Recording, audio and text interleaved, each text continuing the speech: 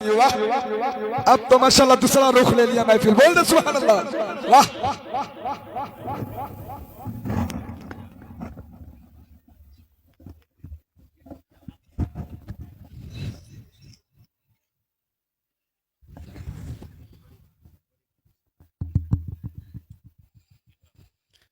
मंबर नूर पर उलमाए किराम, शुराइज़ाम, मुअज़्ज़ज़ सामीन हज़रात, पर्दानशी ख़वातीन इस्लाम, अस्सलामु अलैकुम व रहमतुल्लाहि व बरकातुहू। वालेकुम अस्सलाम व रहमतुल्लाहि व बरकातुहू।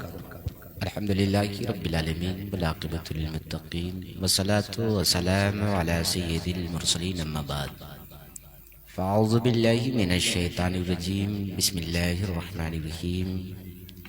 या अय्युहल्लज़ीना आमनु तक़ुल्लाह व कूनू मअस सादिक़ीन। आमन्तु बिल्लाहि सदक़ल्लाहुल अज़ीम व बल्लगना रसूलुहुन नबियुल अमीनुल मदीनुल करीम व नहनु अला ज़ालिका लमिनश शाहिदीन व शाकिरीन वल्हम्दुलिल्लाहि रब्बिल आलमीन। हेलो,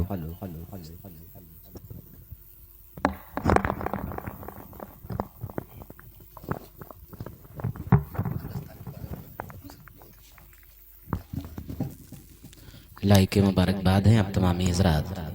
सरे शाम से बैठे हुए इस ठंडी के मौसम में भी इसलिए बैठे हैं कि ये दुनियादार की महफिल नहीं है, मदीने की ताजदार की महफिल है। सुभान अल्लाह।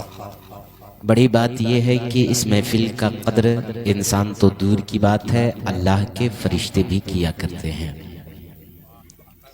जितने लोगों को जलसे में आना था, जितनी देर जो बैठा, कुछ लोग उठ करके चले गए, कुछ लोग बैठे हैं। मुक़द्दर वाले ही नबी की महफिल में बैठते हैं और अच्छी बातें वही सुनते हैं जिसे अल्लाह तौफीक देता है। बेशक आप लोग बैठे हैं, अल्लाह आप लोग को सलामत रखे। मैं मेरे नूर पर एक से एक चेहरा आप देख रहे हैं।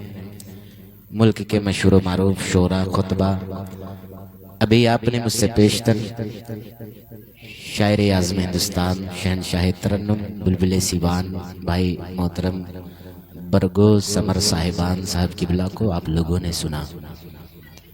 बड़ी बात यह है कि मेरे नूर पर आपके माथे की निगाहों के सामने एक अजीम हस्ती तशरीफ फरमा है। खतीब बावकार, अदीब शहीर हज़रत अल्लामा सैयद गुलाम सरवर साहब किबला सिवानी शुरू से अब तक बैठे हुए अपनी सैयद होने की जिम्मेदारी निभा रहे हैं। अल्लाह सलामत रखे। दूसरी जानिब आप देख रहे हैं फ़ख्र सिवान, शहनशाह खिताबत हज़रत हाफिज़ वकारी शहादत हुसैन साहब किबला सिवानी, जिनकी कदमों की बरकत है आसी नगर में कि आज आपने गरीब नवाज की महफिल सजा करके बैठे हैं। वाह, वरना शायद मैं कह दूं तो कोई नहीं जानता था कि गरीब नवाज का उर्स क्या है और गरीब नवाज का हिंदुस्तान में आने का मकसद क्या है। ये अगर आज आप लोग महफिल सजा करके बैठे हैं तो ये बड़ी मेहनत और जद्दोजहद के साथ। आप लोग को पता नहीं है कि चंदे के लिए हज़रत हाफिज़ वकारी शहादत हुसैन ने कहाँ कहाँ पहुँचे हैं और अपने लोगों को भी पहुँचाए हैं। ये सिवान के सरजमीन पर जलसा है आसी नगर में, लेकिन छपरा और गोपालगंज से भी चंदा उठा करके लाए हैं। बड़ी मेहनतें होती है साहिब, चूँकि आज कोई चंदा मांगना कहाँ चाहता है। ये मांगने में इतनी बड़ी इंसल्ट फील होती है, लेकिन इन्होंने अपने खाने पीने के लिए नहीं मांगा था, अपने बाल बच्चों के लिए उतना दूर जाकर के वसूल नहीं किया था। बस इनका मकसद ये था कि मैं आसी नगर में एक महफिल रखूं ताकि कौम को भला हो जाए, कौम को कुछ मिल जाए। माशाल्लाह अब तक शायद लगभग 11 बज ही गया होगा, 11 बज रहा है, अब तक बैठे हैं। जितने लोग भी बैठे हैं अल्लाह सबको सलामत रखे। इससे पहले आप लोग बैठते होंगे, कहीं और बैठते होंगे, कोई चौराहों पर बैठता होगा, कोई जाकर दुकानों पे बैठता होगा, कोई फ्री फायर पबजी के अड्डों पर बैठता होगा, कोई आग जलाकर कहीं कहीं बैठता होगा। लेकिन आज आप लोग बैठे हैं उस जगह पर जहां अल्लाह के फरिश्तों का नुज़ूल होता है। اللہ فرشتے گواہی دیں گے آپ لوگوں کے بارے میں کہ فلاں جگہ آسی نگر میں محفل کو لوگوں نے سجا کر کے بیٹھا تھا.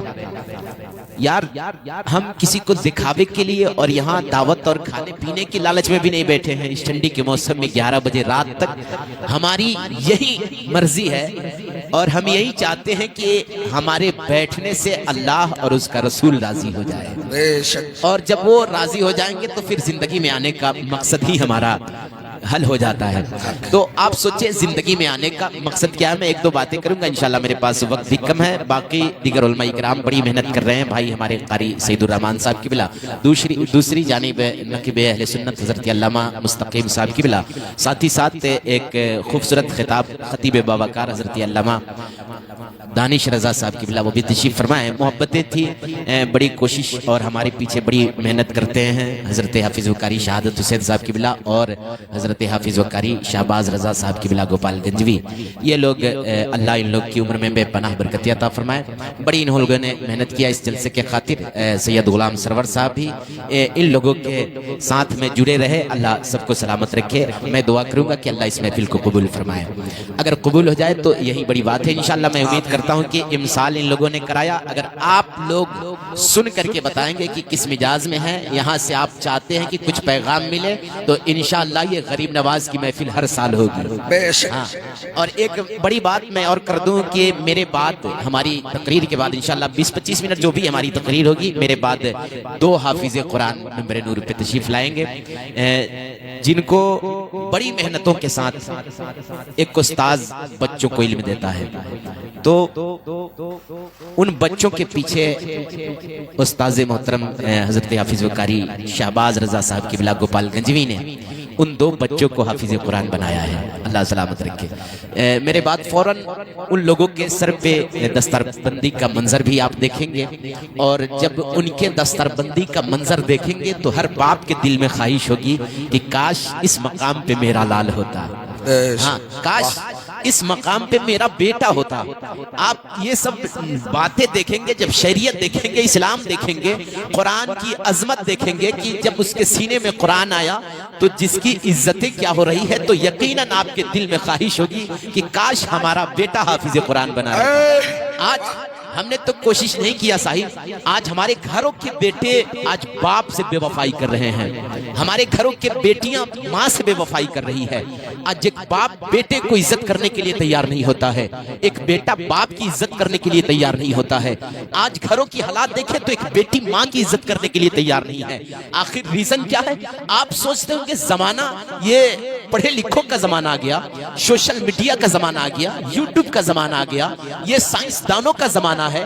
صاحب اس زمانے میں ایک سے لوگ عقل مند پیدا ہو رہے ہیں, لیکن بات کیا ہے, اب جو پہلے کا دور تھا جس میں لوگ پڑھے لکھے کم تھے, سوشل میڈیا کا زمانہ بھی نہیں تھا, یوٹیوب کا زمانہ بھی نہیں تھا, اور یہ سائنسداں وغیرہ بھی بہت کم سنکھیاؤں میں لوگ بنتے تھے, ڈاکٹر انجینئروں کی تعداد میں بہت کمی تھی, لوگ پڑھے لکھوں کی کمی تھی, لیکن ادب میں کوئی کمی نہیں تھی. ہر بیٹا باپ کا وفادار ہوتا تھا, ہر باپ ایک بیٹے سے محبت کرنے والا ہوتا تھا, ہر بیٹیاں ماں کی وفادار ہوتی تھی, ہر بچے اپنے گھر والوں کے عزت دار ہوتے تھے. آخر معاملہ کیا ہے؟ تو ہم مغربی تہذیب میں ڈوب چکے ہیں, ہم نئے دور کے اسٹائل میں کھو چکے ہیں. صاحب آج بھی میں کہنا چاہوں گا, گھروں کی حالات, اپنے بیٹوں کو ہم چاہتے نہیں ہیں کہ میرا بیٹا ادب سیکھ جائے, ہم نے تو نہیں چاہتے ہیں کہ میرا بیٹا دیندار ہو جائے, ہم نے تو اسے دنیا میں پڑھایا لکھایا.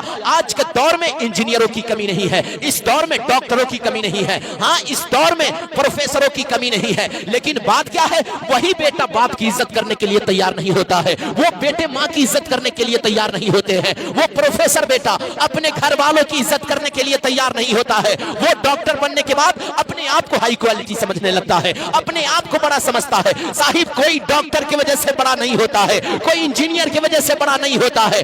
آپ نے چاہتے ہیں کہ اگر ہمارا بیٹا وفادار ہو جائے, ہماری بیٹیاں وفادار ذمہ دار ہو جائے تو انجینئر آپ بنائیں گے اسے ادب کی تعلیم نہیں دی جائے گی، ڈاکٹر بنے گا اسے ادب کی تعلیم نہیں دی جائے گی، لیکن جیسے ہی آپ مصطفیٰ کے دین سے جوڑ دو گے، اپنے بیٹے کو حدیث سکھا دو گے، ہاں جس طریقے سے قاری شہباز صاحب نے 2 حافظوں کو تیار کیا ہے، اگر اپنے بیٹے کو قرآن سے جوڑ دو گے تو جب قرآن آپ کا بیٹا پڑھے گا وہ زندگی جینے کا طریقہ سیکھے گا، باپ کی عزت سیکھے گا، ہاں ماں کی عزت سیکھے گا، اور آگے بڑھ کر کے بتا دوں دنیا کے خرافات سے دور رہے گا۔ آج یہی ریزن ہے ایک بیٹا دین سے نہیں جڑا ہے جس کی وجہ سے ہمارے معاشرے کے بچے شراب پی رہے ہیں، ہمارے معاشرے کے بچے جوئے کے اڈوں پہ بیٹھ رہے ہیں، ہمارے معاشرے کے بچے آج عیاشیوں میں وقت گزار رہے ہیں، ہاں ہمارے معاشرے کے بچے آج پب جی میں وقت پامال کر رہا ہے، صاحب پڑھنے کے وقت میں آج پبجیاں کھیلی جا رہی ہے، ہاں آج شراب کے اڈوں پہ بیٹھا جا رہا ہے، جوئے کے اڈوں کو آباد کیا جا رہا ہے، شہروں میں چوراہوں پر بیٹھ کر موج مستیاں کی جا رہی ہے، آج جھوٹ ہم بول رہے ہیں، غیبت ہم کر رہے ہیں، ہاں بے حیائی ہم کر رہے ہیں، ہمارے پاس کچھ نہیں رہ چکا ہے صاحب۔ آج بھی میں کہنا چاہوں گا اولادوں کو دیندار بنائیں۔ جب آپ کا بیٹا قرآن پڑھے گا تو یہی سیکھے گا، یار اپنے محبوب کو دیکھے گا، قرآن اعلان کر رہا ہے لَقَدْ كَانَ لَكُمْ فِي رَسُولِ اللَّهِ أُسْوَةٌ حَسَنَةٌ، وہ سمجھے گا مصطفیٰ کو دیکھ بیٹھنا کیسے ہے، مصطفیٰ کو دیکھ، اگر مصطفیٰ کو دیکھ کر ہم زندگی گزاریں گے تو پھر ہمارا یہاں آنا بھی کامیاب ہوگا، یہاں سے جانا بھی کامیاب ہوگا۔ نعرہ تکبیر، نعرہ رسالت، جشن خواجہ غریب نواز، سرزمین آسی نگر، مولانا فیروز صاحب قبلہ۔ واہ بہت اچھی بیان، واہ۔ آج کوشش کریں ہم کیا پیغام لے کر کے جائیں گے یہاں سے، غریب نواز کی محفل میں بیٹھے ہیں، جانتے ہیں میرے آقا اللہ قرآن میں ارشاد فرماتا ہے کہ یا ایھا الذین آمنوا اتقوا اللہ وکونوا مع الصادقین، اے ایمان والو اللہ سے ڈرو، اللہ سے ڈرو اور سچوں کے ساتھ ہو جاؤ، لیکن ہمارے پاس ڈر کہاں ہے اللہ کا؟